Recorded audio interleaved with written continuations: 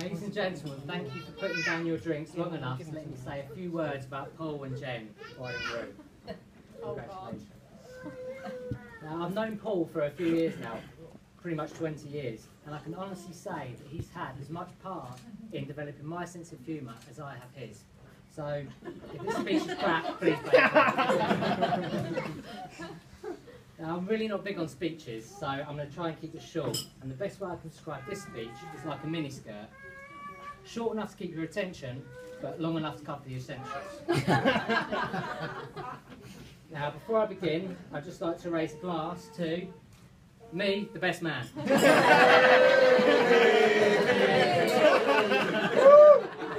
it's a Paul and Jen. Congratulations. Jen honestly is looking radiant today, and the bridesmaids looking lovely. In fact, I was told to say that. Not by me. I just the rest of the speech is someone. Oh, Paul, I've left your speech to your house. Look, I've got a slideshow I'm going to play. I'll play the Right, slideshow. Mark, we're going to give the bridesmaids... No, it's fine. I'll play the slideshow. I'll run back. I'll go back to your house, get it, and be fine. Okay, see you later. I'll play the slideshow. Come on, I'll be back in no time at all, right? What's he doing? The fact that you look worried makes me think that this is not. Oh, no.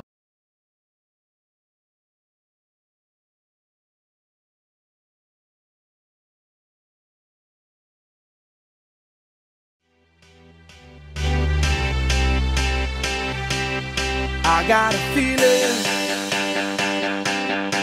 that tonight's gonna be a good night. That tonight's gonna be a good night. That tonight's gonna be a good night. A feeling.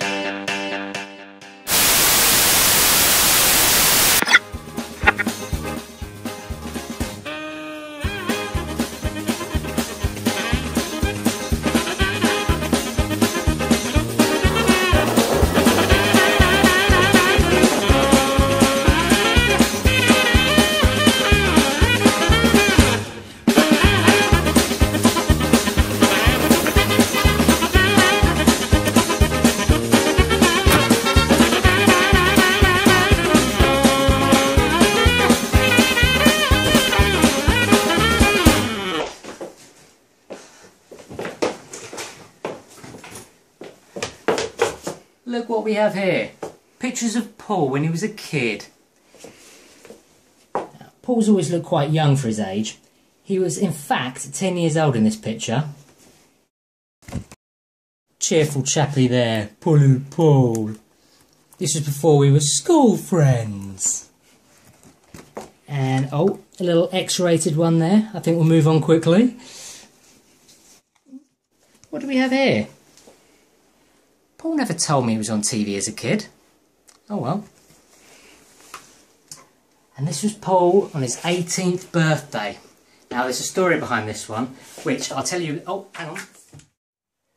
So, Paul's 18th birthday. What a party that was. Actually, everyone turned up. From kids, grandparents, a lot of mates from school, which is a bit surprising for Paul. But then, the next song comes on.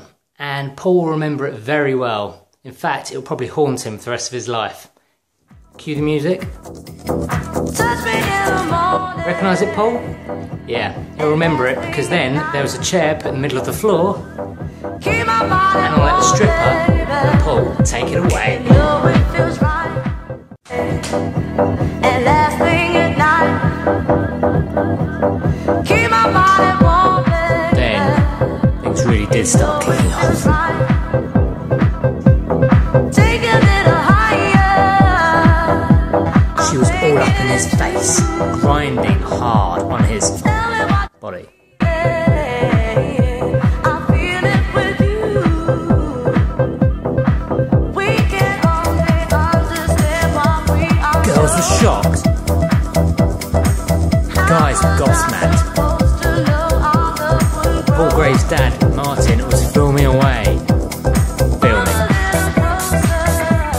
And then, the next part, you might might want to cover your ears, because when music drops, he takes his face, puts it in.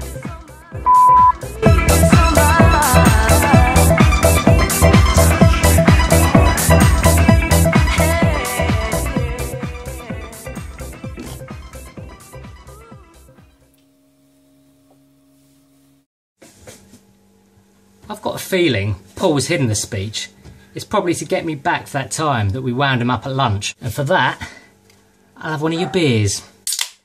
And while I drink it, I'll let Mark explain the story. At school lunch, we'd always go to Tesco canteen, where we'd hide the sausage under our food to get a cheaper lunch. I'll show you. Beans on toast. While we saw this as our greatest achievement to date and won up on the establishment, Paul got worried. Now, sensing he was worried, we did what any good friend would do, and we decided to tell him that the last person that got caught stealing sausage ended up on Crime Watch UK. Paul, being the gullible kid that he was, not only believed us, he also covered his face from all the security cameras on the way back to school. What a plum. Little did we know, he did in fact end up on Crime Watch. Updates on our wanted faces now. Wanted face number 1. Police want to trace Sussex. Paul uses the names Peter Asare, James Assan and Kargbo Momo. Has an accent and links to the Tottenham area of London. He's described as being impatient and easily agitated. Remember, it's a really clear picture. Let's make sure we get him. Championship Manager, quite possibly one of the most addictive games of our youth. Me and Paul used to play with each other for hours while listening to the dulcet tones of Oasis. I'll just have one quick game. Inside the eye of your mind, don't you know you might find a better place to play?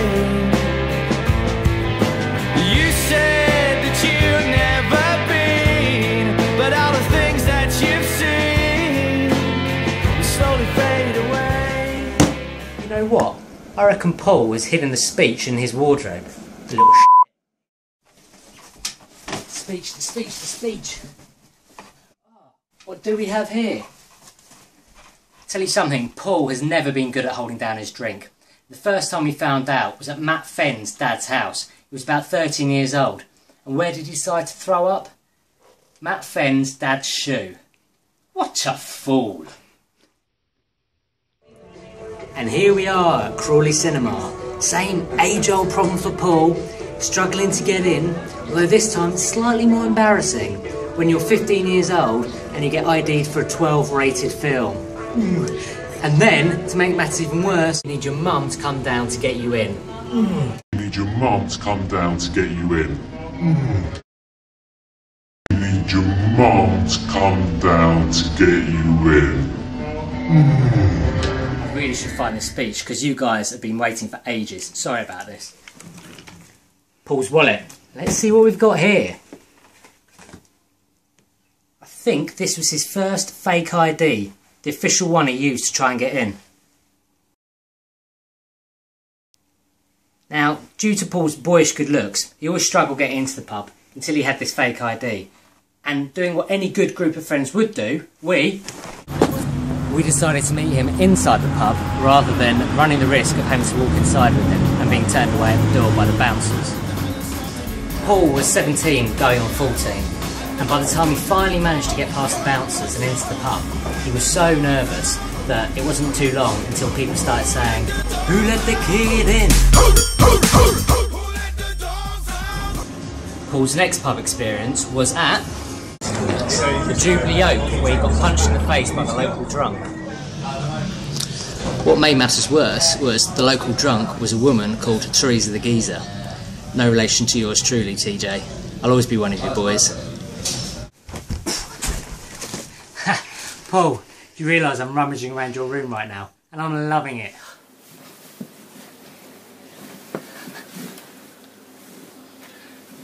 Oh, why are these tissues so sticky? Paul, what do you read? Are you sure Jen's the right type? Ah, Paul's iPod. Let's listen to the latest sick beats and filthy drops. You are a strong, confident woman. Next song. Ah, love this song. Lovely tune. This reminds me of me and Paul when we used to work at Gatwick Airside in the pub. We used to play it all the time.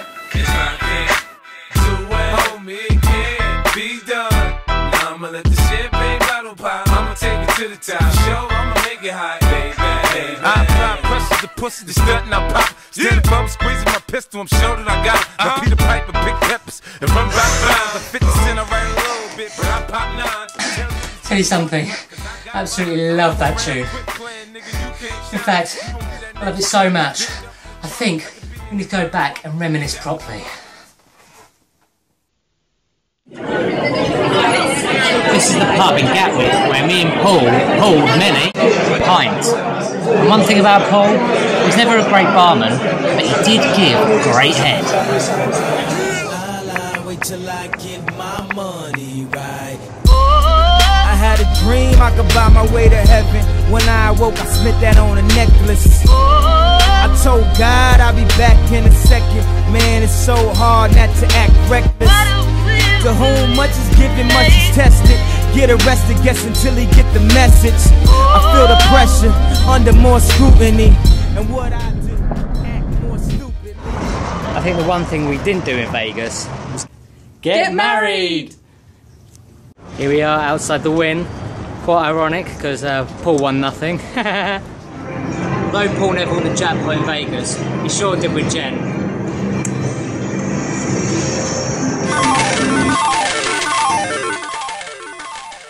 Oh, where's the time gone? Don't know about you guys, but I've had a brilliant time looking around Paul's room in his house. Great. Although, I really should get back to the wedding. You guys have been waiting for me. Let me just get the keys.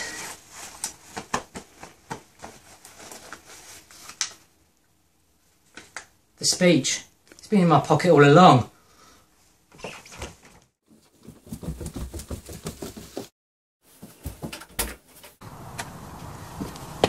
Are you joking? My tie's been nicked. I thought all the Scousers were at the wedding today. One thing for it, I'm going to have to run back. Hey. It's a special what's happening to all my soldiers over there in Iraq.